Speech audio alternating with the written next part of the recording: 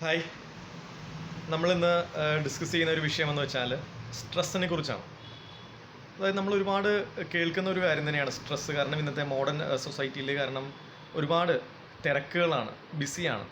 അപ്പോൾ അതുകൊണ്ട് തന്നെ ജോലി തിരക്ക്, അതേപോലെ തിരിച്ച് വീട്ടിൽ വന്നാലും ഒരുപാട് കാര്യങ്ങളുണ്ട്. അപ്പോൾ നമുക്ക് ഒരു വ്യക്തിപരമായിട്ട് നമ്മുടേതായിട്ടൊരു സൈലൻസിൽ അധികം സമയം ലഭിക്കാത്തതുകൊണ്ട് തന്നെ ഈ ഒരു സ്ട്രെസ്സ് എന്നൊരു ഘടകം ഇന്നത്തെ മോഡേൺ സൊസൈറ്റിയിൽ വളരെ കൂടുതലാണ്. അപ്പോൾ ഇന്ന് നമ്മൾ ചിന്തിക്കുന്നത് എന്താണ് സ്ട്രെസ്സ്, എന്താണ് സ്ട്രെസ്സിൻ്റെ കാരണം, അതിൻ്റെ സൊല്യൂഷൻ എന്നുള്ളതിനെ കുറിച്ചാണ്.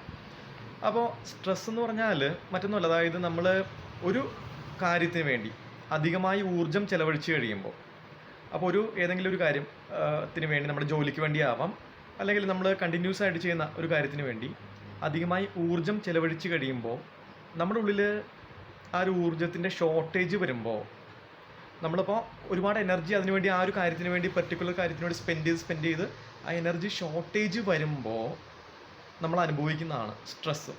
അതായത് നമുക്കറിയാം, നമ്മളിപ്പോൾ ഒരു വണ്ടിയിലാണെങ്കിൽ ആ വണ്ടിയിലെ എൻജിൻ ഓയിൽ നമ്മൾ ഒഴിക്കണം. അപ്പോൾ ഈ എൻജിൻ ഓയിൽ അത് തീർന്നു കഴിഞ്ഞാൽ തീർച്ചയായിട്ടും ആ വണ്ടി ഹീറ്റ് കൂടുതൽ ചൂടാവാൻ തുടങ്ങും. കാരണം അതിൻ്റെ എൻജിനെ തണുപ്പിക്കാനുള്ള ഓയിൽ അതിൽ തീർന്നു. അപ്പോൾ അങ്ങനെ വരുമ്പോൾ നമ്മൾ എന്ത് ചെയ്യും, നമ്മൾ ആ എൻജിൻ ഓയിൽ നമ്മൾ പോയിട്ട് റീഫില്ല് ചെയ്യും. നമ്മൾ പോയിട്ട് ഓയിൽ സർവീസ് സ്റ്റേഷനിൽ പോയിട്ട് നമ്മൾ പുതിയ എൻജിൻ ഓയിൽ ഒഴിച്ച് കഴിയുമ്പോൾ ആ വണ്ടി വീണ്ടും നല്ല കൂളായിട്ട് കാമായിട്ട് വണ്ടി പോകുന്നത് കാണാൻ സാധിക്കും. വണ്ടി വളരെ സ്മൂത്തായിട്ട് ഓടും.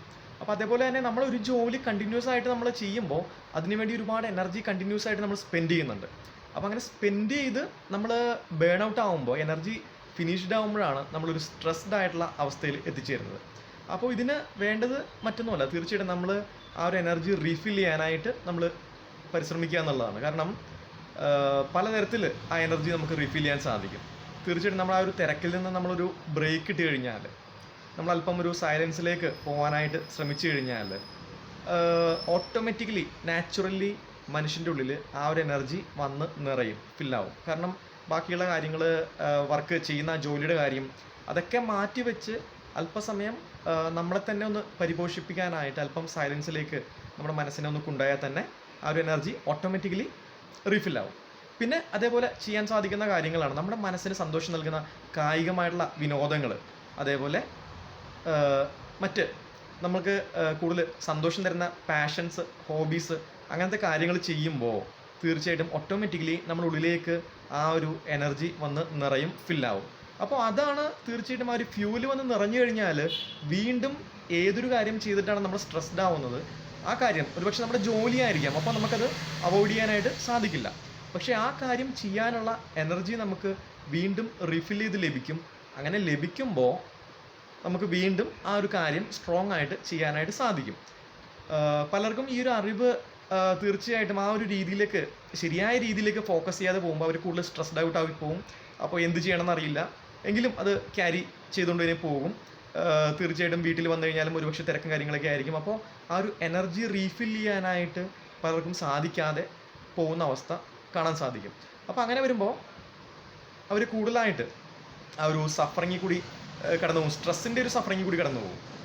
അപ്പോൾ തീർച്ചയായിട്ടും നമുക്ക് ഇന്ന് മനുഷ്യനെ ഏറ്റവും നല്ല രീതിയിൽ റിഫ്രഷ്ഡ് ആക്കുന്ന, അതേപോലെ എനർജറ്റിക് ആക്കുന്ന ആ ഒരു എനർജി എന്ന് പറഞ്ഞാൽ തീർച്ചയായിട്ടും അത് വരുന്നത് ദൈവത്തിൽ നിന്നാണ്. നമ്മൾ എത്രമാത്രം ദൈവത്തിലേക്ക് നോക്കുന്നോ, നമ്മൾ ദൈവത്തെ കൂടുതൽ ധ്യാനിക്കാനും ദൈവത്തോട് പ്രാർത്ഥിക്കുകയും അതേപോലെയുള്ള കാര്യങ്ങൾ ചെയ്യുമ്പോഴാണ് നമ്മുടെ ഉള്ളിൽ സ്നേഹത്തിൻ്റെ എനർജി, സ്നേഹത്തിൻ്റെ ഊർജം വന്നു നിറയുന്നത്. മനുഷ്യനെ ഏറ്റവും നല്ല രീതിയിൽ അവൻ്റെ അൾട്ടിമേറ്റ് പൊട്ടൻഷ്യലിൽ പ്രവർത്തിക്കാനായിട്ട് സഹായിക്കുന്നത് ആ ഒരു ഊർജമാണ്. അതുതന്നെയാണ് അവൻ്റെ ഉള്ളിലെ സ്ട്രെസ്സ്, ബാക്കിയുള്ള എല്ലാ നെഗറ്റീവ് ആയിട്ടുള്ള ഇമോഷൻസ്, എല്ലാ കാര്യങ്ങളെയും നീക്കിക്കളയാനായിട്ട് സഹായിക്കുന്നത്. തീർച്ചയായിട്ടും ഇന്ന് ഇത് കേൾക്കുന്ന ആളുകൾക്കാണെങ്കിലും ആ ഒരു സ്ട്രെസ്സിൽ കൂടി കടന്നു പോകുന്നുണ്ടെങ്കിൽ തീർച്ചയായിട്ടും ഒരു ബ്രേക്ക് ഇട്ട് ഒന്ന് റിലാക്സ്ഡായി ആ ഒരു എനർജി റീഫിൽ ചെയ്തുകൊണ്ട് പോകാനും, അതേപോലെ കൂടുതൽ റിഫ്രഷ്ഡ് ആയിട്ട് ആ സ്ട്രെസ്സിനെ അവോയ്ഡ് ചെയ്ത് പോകാനായിട്ടും സാധിക്കട്ടെ. തീർച്ചയായിട്ടും അതുപോലെ തന്നെ അൾട്ടിമേറ്റ്ലി അത് ദൈവത്തിൽ നിന്ന് ആവുമ്പോൾ ആ ഒരു നമ്മൾ ചെയ്യുന്ന പ്രവൃത്തിയും കൂടുതൽ ഹൈ പൊട്ടൻഷ്യൽ ചെയ്യാനായിട്ട് സാധിക്കും.